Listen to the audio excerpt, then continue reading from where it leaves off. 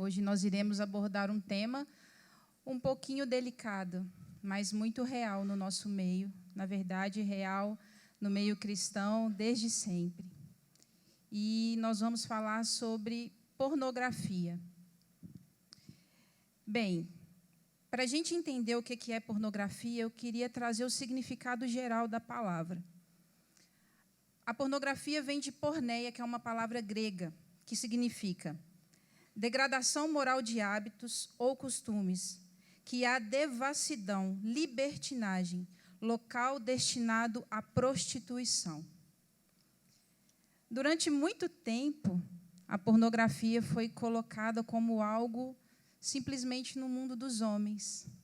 Só os homens procuravam esse tipo de satisfação sexual.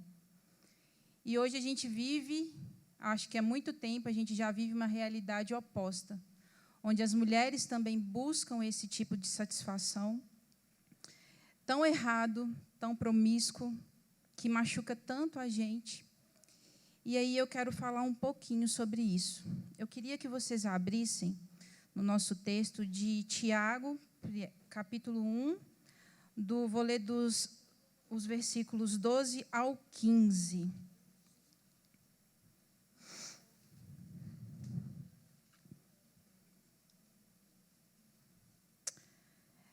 Amém? Lá diz assim: feliz é aquele que suporta com paciência as provações e tentações, porque depois receberá a coroa da vida que Deus prometeu àqueles que amam. E quando vocês forem tentados, não digam, essa tentação vem de Deus, pois Deus nunca é tentado a fazer o mal, e Ele mesmo nunca tenta ninguém. A tentação vem dos nossos próprios desejos, que nos seduzem e nos arrastam. Esses desejos dão a luz ao pecado, e quando o pecado se desenvolve plenamente, gera a morte. Bom, o resultado da pornografia sempre será a morte. A morte daquilo que a gente acredita que é saudável, daquilo que a gente imagina que seja sexo, da sexualidade criada com tanto carinho por Deus. E aí, existem algumas coisas que nos levam a procurar esse tipo de imagem, esse tipo de libertinagem, que nós chamamos, dentro da área da sexualidade, de gatilhos. Como a Bela falou no testemunho dela, eu também tenho um pedaço da minha vida quando eu conheci a pornografia. Eu era muito novinha, na verdade, eu nem sabia o que era sexo. Eu descobri, eu devia ter uns 9 anos, 8, 9 anos, nas revistas do meu pai. Na época, né, não tinha acesso tão rápido igual aos celulares, mas eram revistas. E eu nem entendia o que era aquilo. Eu achava engraçado as histórias, não tinha maldade. Mas, como a Bela disse, a pornografia ela destrói. As imagens ficam na nossa cabeça de uma forma que, mesmo que você tente esquecer, é muito difícil. E aí, os gatilhos, eu fui entender o que era gatilho depois já de adulta, que são situações, momentos, onde a gente está passando talvez um estresse, uma tensão, uma tristeza, algo que você direciona a pornografia como um momento de satisfação. E hoje, com os celulares, eu falo dessa nossa geração, é muito mais fácil a gente ter um acesso sem que ninguém perceba. Só que não é só essa geração. Muitas mulheres, até mais velhas, já conhecem a pornografia, talvez porque o marido quis assistir um filme, porque assistiu uma novela que tinham cenas que induziam a criar fantasias dentro do lado da pornografia, livros com contos eróticos, porque muitas vezes a gente prefere fugir da nossa realidade e a viver algo que a gente esteja no controle. Só que o controle do cristão dentro da área da sexualidade, até mesmo dentro dos prazeres sexuais, eles não estão totalmente no nosso controle. A gente tem que saber que em tudo a gente tem que honrar a Cristo. E a pornografia é como se, literalmente, a gente tirasse o poder de Deus sobre a nossa sexualidade e falasse: eu estou no controle. Eu crio a fantasia que eu preciso, eu crio a situação que eu desejo e eu vivo isso. Porque a pornografia nada mais é o quê? Porque não é real. Você tem acesso a uma imagem, seja através de novela, da sua imaginação, de um vídeo, de uma foto, que te estimula a ter pensamentos eróticos fora do contexto de realidade. E isso tem destruído milhares e milhares de mulheres que ficam frustradas em seus casamentos, que não sabem se comportar quando descobrem que os filhos têm acesso à pornografia. E aí a gente tem que trazer luz no meio disso, porque a sexualidade ela foi criada com muito amor por Cristo, com muito amor por Deus, para a gente viver ela em plenitude, em paz, em satisfação total. Uma vez, quando, há um tempo atrás, a Andréia Vargas esteve aqui, ela falou uma frase que eu nunca esqueci. Nunca esqueci. Ela diz assim: se toda forma de prazer sexual que você teve até hoje foi uma forma que você não pôde glorificar a Deus, então você ainda não conhece o verdadeiro prazer. Então, existe uma mentira instalada na nossa cabeça que não tem problema se eu assisto pornografia se eu não estou prejudicando alguém. Porque é aqui, sou crente, não posso fazer sexo antes do casamento, mas a pornografia é algo que só eu cometo. É algo que só eu faço, ninguém está vendo, eu não estou prejudicando ninguém. Só que já existe alguns anos que eu estudo, estou dentro da área da sexualidade e eu posso te falar, não só uma, mas você prejudica milhares de vidas. O tráfico humano ele é gigantesco. Hoje, eu até anotei um dado aqui, são mais de 27 milhões de pessoas que vivem hoje, na nossa geração, como escravas. E a maior quantidade são de pessoas que são compradas, vendidas e exploradas sexualmente. Isso como mulheres, homens e crianças. A indústria pornográfica é a que mais cresce no mundo, maior do que qualquer outra indústria. Por quê? Porque rende muito dinheiro. Só que vidas são destruídas. Crianças nunca saberão o que é ser amadas, o que é brincar. Elas são objetos sexuais desde pequenininhas. Mulheres nunca saberão o que é o amor verdadeiro, o que é o respeito, o que é ter uma família. Muitas nem sobrevivem à exploração sexual. Existe um homem, ele era, na sociedade, ele era respeitado, ele chama Marquês de Sade. E Sade, ele era um imoral assumido. Só que não bastava, ele começou a escrever livros. Isso na prisão, porque Sade foi preso quando ele foi pego abusando de prostitutas, batendo, machucando essas mulheres, e ele foi preso.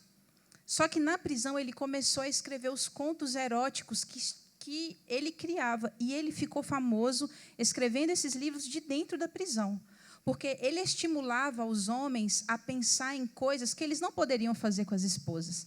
Sade defende que o homem, por ele ser mais forte fisicamente do que a mulher sempre tem que ser sujeita no sexo a fazer o que os homens querem.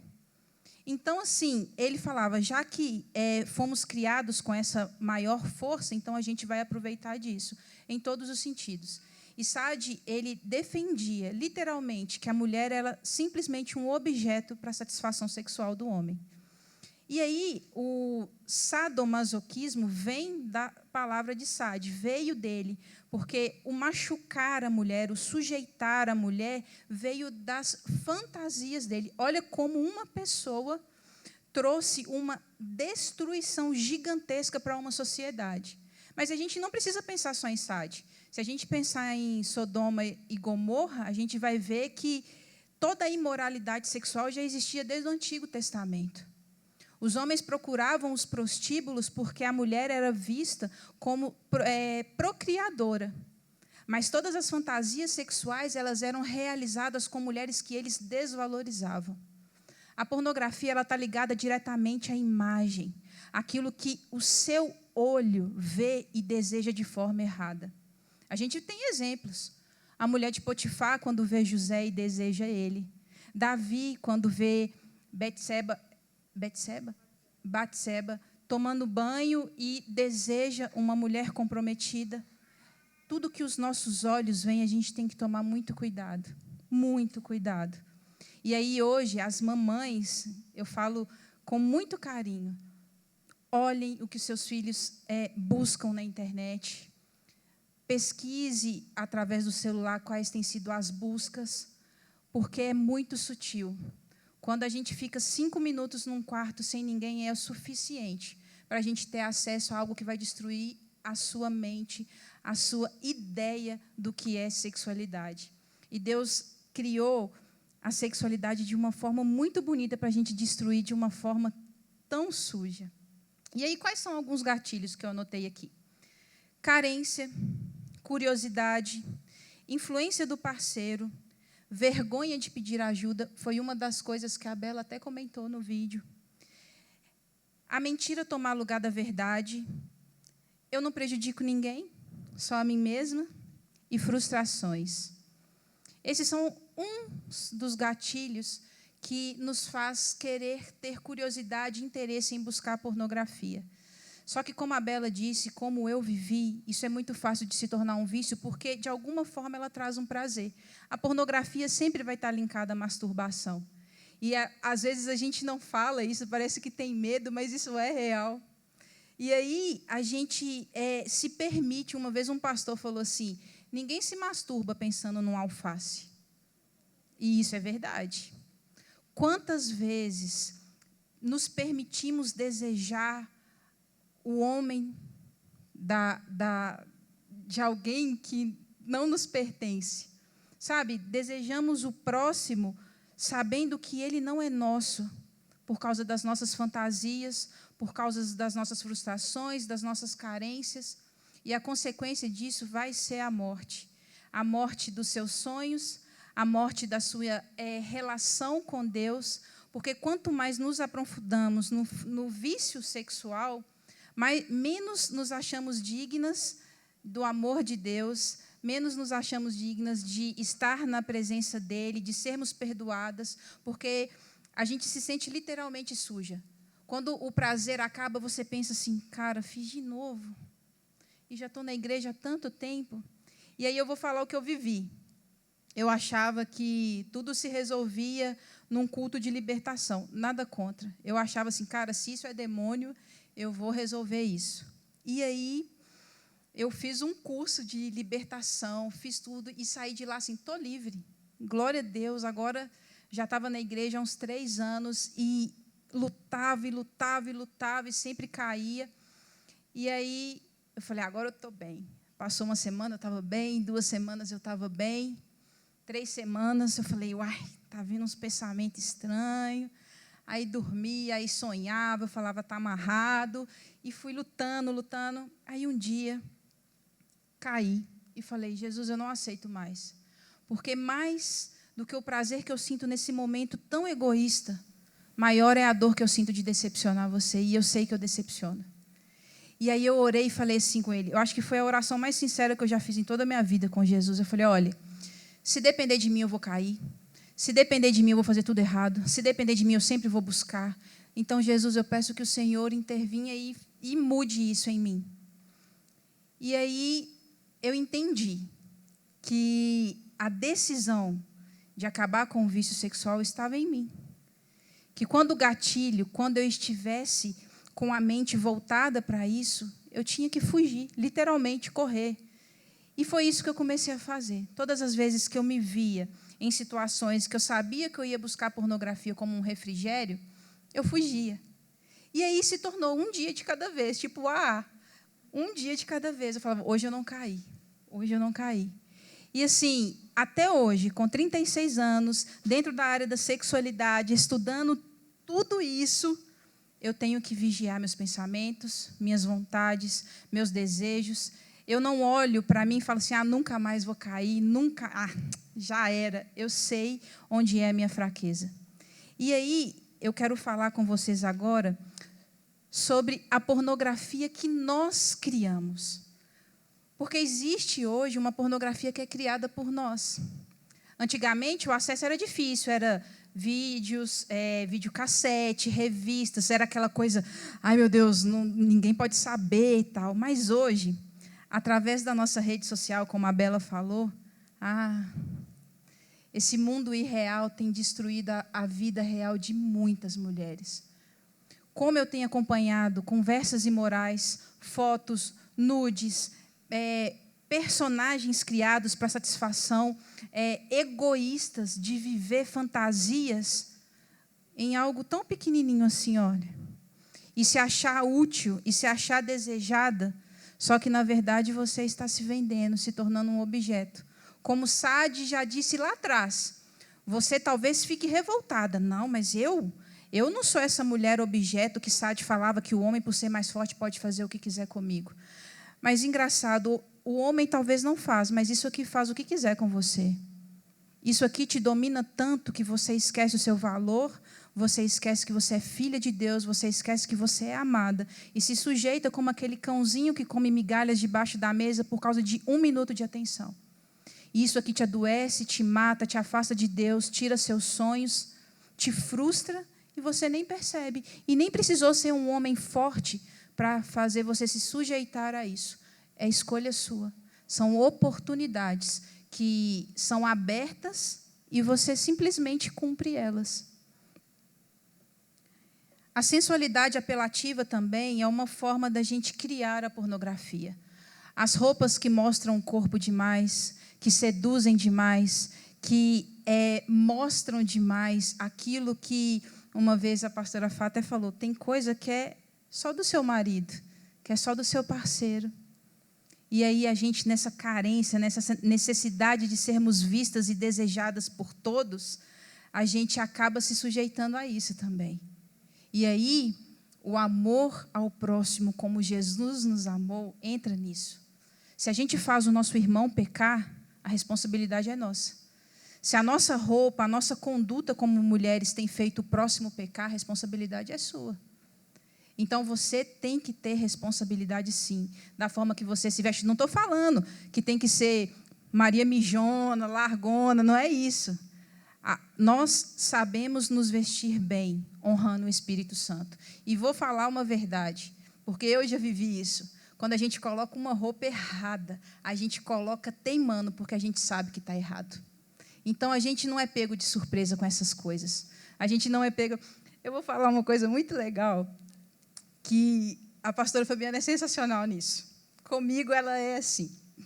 Eu postava algumas coisas e, sem maldade, acreditem. E aí, um dia ela falou assim, Nina, essa foto sua não condiz com quem você é, com o ministério, com a sua postura. Eu não acho que é legal para você postar esse tipo de foto. E não tinha nada demais, assim, vamos dizer assim, mostrando o corpo, tal, mas uma língua para fora, fazendo uma careta, uma coisa. E eu falei, cara, é verdade. Uma coisa tão sutil para mim que não tinha. Mas aí a pastora Fá trouxe uma realidade que a questão não é o que eu estou fazendo, é o que eu estou causando no outro através do que eu fiz. E aí, tudo que eu vou postar diante de Jesus, eu penso assim, será que ela vai me xingar? E aí, mas isso é tão de Deus. Nós precisamos de pessoas que cuidem da gente, que falem a verdade. A gente precisa de amigos, líderes e pastores que nos confrontem em amor e falem, olha, isso está errado. Essa postura, essa roupa, esse tipo de foto, esse relacionamento abusivo que você tem vivido não é algo de Deus. E eu tenho isso. E eu vejo através disso o cuidado de Deus. Então, se seus amigos, se seus líderes, seus pastores são coniventes e aceitam tudo que você faz, tem algo errado. Porque a gente não é perfeito, a gente não faz tudo certo. E glória a Deus por aqueles que nos corrigem com amor. E temos também os desejos incabíveis, os desejos incontrolados. Muitas vezes a gente está tão carente de atenção que a gente quer que todo mundo nos deseje. E aí a gente acaba gerando em nossa cabeça, a pornografia gera um distúrbio tão grande que a gente acaba, no nosso meio social, desejando homens até mesmo comprometidos. Não só desconhecidos, mas conhecidos. Já teve uma vez um pastor aqui da igreja que falou assim, num culto, e falou assim, ele casado há muitos anos, e uma mulher chegou para ele e falou assim, olha, Deus me revelou que você é o homem da minha vida, que é com você que eu vou casar. E ele, casado, com filhos, olhou para a mulher e falou, ué, que Deus é esse? Né? E muitas vezes isso acontece, é real. A gente vê uma pessoa, em vez da gente simplesmente admirar e ver Deus naquela pessoa, não, a gente sujeita o nosso sentimento a desejar o que é proibido. O nosso coração, ele é enganoso o tempo todo. Se não é o Espírito Santo em nós trazendo a sabedoria, o discernimento das nossas atitudes, a gente vai fazer tudo errado. E olha, como a gente vê mulheres feridas, escondidas, por não confessar qualquer pecado dentro da área da sexualidade. Eu sei que é difícil falar. Eu sei que é difícil pedir ajuda. Eu sei, porque eu já vivi isso, e na minha época a pornografia era só para homens. O problema era só masculino. Como demorou ter um culto que falasse que a mulher tinha problema com pornografia? E aí, estudando por causa da pandemia, eu vi como aumentou a busca pela pornografia nesse momento de distanciamento social. Como as pessoas não souberam lidar com os próprios desejos, medos, rejeições, solidão, e aí acabavam buscando o meio mais fácil de sentir algum tipo de prazer, sem entender que isso era uma mentira. Se você que é casada já viveu algum momento onde o seu marido já teve problema com vício sexual e falou, vamos assistir um filme, vamos fazer uma coisa diferente, vamos viver, você não precisa fazer isso. Porque o primeiro homem da sua vida não é o seu marido que você tem que sujeitar às vontades, é Deus. E se desagrada a Deus, o seu marido vai ter que entender que não tem o porquê de viver isso. Então, assim, se isso já aconteceu, Cristo ele é suficiente para limpar o seu coração, perdoar, se há arrependimento. Agora, se você tem filhos e não tem acompanhado, acompanhe. Acompanhe seus filhos, pergunte, não tenha medo de falar de sexualidade, fala do valor, do corpo, da criação, que não é necessário isso. Eu sei, eu não tive isso, meus pais não falaram de sexualidade comigo, eu fui aprender da pior forma. E eu falo que se a gente pode falar hoje para os nossos filhos, a gente está privando eles de um sofrimento muito grande, talvez até a morte, porque se torna uma luta diária. Então, que você cuide também. Agora, também tem a pornografia que nós sustentamos. A pornografia que nós sustentamos são os sites pornográficos, as séries com conteúdo sexual, filmes romantizados que incentivam o sexo antes do casamento, programas de TV como novelas, filmes. Temos os livros com histórias românticas com conteúdo erótico. Então, assim, isso é a pornografia que a gente sustenta. Todo mundo chega para mim assim, ô Nina, qual série você está assistindo? Eu falo assim, não gosto muito de série. Aí a pessoa fala, não, assiste tal. Aí a minha pergunta é, tem cena de sexo? Tem. Eu falo, não vou ver. Gente, eu tenho 36 anos, eu converti com 24. E todo o meu relacionamento atrás disso, ele não foi cristão. Então, eu sei exatamente o que eu vou ver, mas mais do que isso, eu sei exatamente o que minha mente é capaz de criar através do que eu vejo. Então, quando todo mundo fala assim, não, mas sabe aquela coisa rapidinho, assim, nem dá para você... É rapidão. Falei, cara, não vejo. Quando eu estou em casa, vejo um filme que a classificação é 16 anos, eu falo, não vejo. Porque eu sei que classificação de 16 anos hoje, meu Deus, vai mostrar coisas que eu não preciso ver, com 36. Então, a gente tem que ter discernimento de onde está a nossa fraqueza e não se sujeitar a elas. Não é porque todo mundo está vendo que você tem que ver. Não é porque todo mundo conversa coisas erradas, de forma errada, no celular, que você tem que conversar. Se sua amiga manda nude, seja você aquela a exortar e falar que ela tem valor, e não você a copiar a atitude dela. A gente precisa ser as mulheres que, mesmo que já tenham passado por problemas de vício sexual, como eu já passei, como a Bela já passou, e eu acredito que como algumas de nós aqui dentro já passaram, a gente pode ser bênção na vida daquelas que estão sofrendo hoje com isso. Deus, Ele é a esperança. Ele muda todas essas dores, essas consequências causadas por essas escolhas tão egoístas. E aí, eu queria falar sobre Deus. Porque não adianta. Eu tentei de todas as formas vencer o vício, vencer a dificuldade, a minha carência na área da sexualidade. Mas o único que me sustenta, que sara e que transforma a minha vida todos os dias, tem sido Deus. Com a sua misericórdia, com o seu amor, com o seu cuidado. E aí, lá em Romanos 15, no capítulo... Romanos 15, no versículo 13. Diz assim, eu vou ler, tá, meninas? Mas já está aqui já. Diz assim, que Deus, a fonte da esperança, os encha inteiramente de alegria e paz, em vista da fé que vocês depositam nele, de modo que vocês transbordem de esperança pelo poder do Espírito Santo. Quando a gente acha que não há mais esperança para termos uma vida sadia nessa área, aí a palavra vem e ela é suficiente para mostrar para a gente que Cristo, Ele é suficiente em todas as áreas e todas as nossas dores. Ele é a nossa esperança. Ele é aquele que vai ser a sua força na sua fraqueza, a sua fuga na hora que você pensa em cair. Ele é. E Ele é maravilhoso, Ele é cavalheiro, e Ele cuida, e Ele sara todas as feridas nessa área, e Ele te faz ver como você é de verdade. Linda, filha, preciosa, especial, única, que não precisa se sujeitar a isso, mesmo que ninguém veja.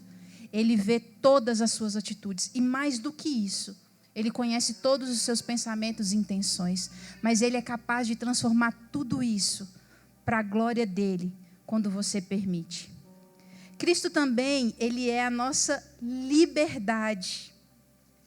Em João, no capítulo 8, versículo 31 e 32, diz assim: Jesus disse aos judeus que creram nele: vocês são verdadeiramente meus discípulos. Se permanecerem fiéis aos meus ensinamentos, então conhecerão a verdade e a verdade os libertará. Gente, existe uma verdade que liberta. Não é uma verdade de achismos, não é uma verdade geracional, não é uma verdade midiática, não depende de mídia, mas ela depende de uma vontade sua, de aceitar que Ele seja essa verdade que liberta. Ele liberta a gente, Ele liberta de qualquer cativeiro, de qualquer atitude errada, de qualquer egoísmo, de qualquer carência, de qualquer deficiência, de qualquer imagem deturbada que você tenha de você mesmo. Ele te liberta. Muitas vezes o que falta para a gente vencer essas dificuldades na área da sexualidade é a gente se enxergar como Cristo nos vê. A gente se enxerga como o próximo nos vê, às vezes de forma ruim, pequena, baixa, mas a gente não nos enxerga como Cristo. Então que você possa hoje se olhar no espelho e saber que a mulher de verdade que você está se vendo ali, ela reflete a imagem de Cristo. Ela é valorosa, ela é especial. Somente Cristo conhece nossas verdades e mentiras. A gente pode chegar em qualquer lugar e rir, e todo mundo achar que a gente está feliz, e chegar em casa e a gente está ferido, triste. Mas Jesus conhece todas as nossas fraquezas, todas as nossas forças. Ele conhece as nossas verdades e as nossas mentiras. E principalmente as nossas escolhas. Então eu peço para que você peça todos os dias para que Ele seja a sua principal escolha. Para que você viva realmente aquilo que Jesus quer que você viva. Uma coisa que é linda. O amor lança fora todo medo. Isso está escrito em 1 João 4,18. Lá diz assim: esse amor não tem medo, pois o perfeito amor afasta todo medo. Se temos medo é porque tememos o castigo. E isso mostra que ainda não experimentamos plenamente o amor. Cristo é um amor não sentimental, ele é um amor sacrificial. E amar ao próximo é também não dar margem para que essa indústria pornográfica aumente cada vez mais através dos nossos acessos, através das nossas fraquezas. É a gente acreditar que essas mulheres hoje que são escravizadas sexualmente um dia conhecerão esse amor que hoje nós temos aqui a oportunidade de conhecer. Um amor transformador. Que toda vez que você for pensar em acessar algum site, alguma coisa, ter uma conversa errada, deixar que isso aqui te domine, pense que tem pessoas que dariam tudo para viver o que vocês vivem aqui dentro. Tendo a oportunidade de conhecer a palavra, de conhecer o amor de Cristo, e não têm, não puderam ter. E muitas vezes morrem sem conhecer. Precisamos cuidar de quem amamos. E aí eu vou ler o último versículo, que está lá em Isaías, no capítulo 49, no verso 15. Diz assim: Pode a mãe se esquecer do seu filho que ainda mama? Pode deixar de sentir amor pelo seu filho que ela deu à luz? Mesmo que isso fosse possível, eu não me esqueceria de vocês. Mesmo que aquelas pessoas que você mais ama aqui na terra te esqueçam, te abandonem, Cristo nunca fará isso. E não é o seu erro, a sua fraqueza que define o amor dele por você. Pelo contrário, quanto maior for o seu arrependimento por aquilo cometido, Deus, Ele sempre vai demonstrar um amor. Que você não tenha medo de viver esse amor por tudo de errado que você já escolheu fazer em momentos delicados da sua vida. Jesus viveu um momento muito delicado por vontade própria, de um sofrimento inimaginável, mas foi por amor. Então, se hoje você se vê preso em um vício e é difícil soltar, entenda que essa dor que você sente, essa dependência de continuar esse vício, que você não mais vai cometer, também é por amor. Por amor a Cristo, por acreditar que Ele é suficiente na sua vida. E que Ele seja realmente suficiente. Eu falei uma vez com um amigo que era necessário a gente hoje, numa sociedade, numa geração tão midiática, a gente escolher quem somos de verdade. As pessoas, aquela que a gente sustenta aqui dentro, ou a que a gente se vê no espelho. Se você escolher por essa pessoa, acredite, ela vai ter que ser moldada, quebrada e transformada por Jesus. Mesmo sendo algo tão superficial e pequeno, como isso aqui. Mas se a pessoa é aquela que você vê no espelho, ela também precisa de Jesus. E Jesus, Ele está sempre, sempre esperando que você chame por Ele. Que você clame pelo amor, pela ajuda. Então escolha. Todas as duas opções são dependentes de Cristo. Mas eu oro para que não seja essa. Porque isso aqui passa. Isso aqui é muito superficial perto da profundidade que é ter Jesus nas nossas vidas. Então que você reflita Jesus em tudo aquilo que você fizer. É o meu pedido hoje. Em nome de Jesus. Amém.